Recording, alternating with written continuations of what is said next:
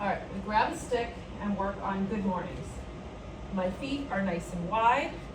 The stick is at the back of my neck, and I just drive my hips back, keeping my back nice and flat, stretching the back of my hips and coming up tall.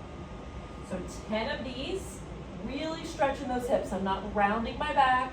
I'm not just hanging down.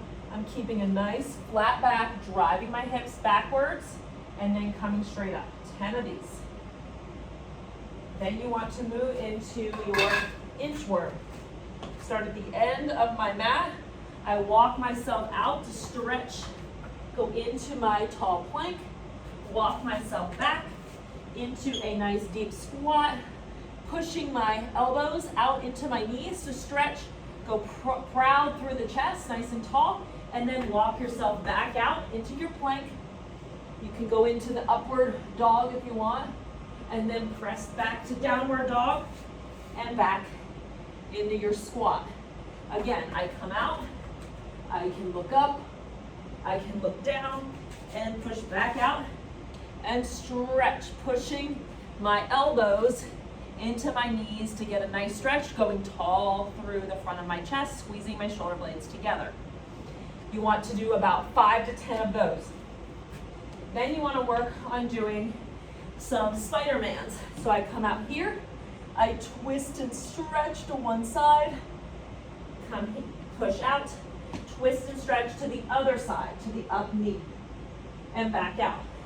5 of these on each side, getting a nice stretch through the front of my chest. Then I can go back into mountain climbers and just drive my knee up, getting a nice stretch, using my core to pull my knee up, but stretching the back of the hip. Nice stretch right here. Go onto your knees. You go into pigeon, crossing your leg over, rocking forward and backward, sitting down into that hip, rocking side to side, and then coming back out of it, pressing out, going to the other side. Making it dynamic though, so you want to kind of rock side to side, sit into that hip, come forward, come back. You can lift your foot up on the back leg and rock back and forth, and then press back out of it.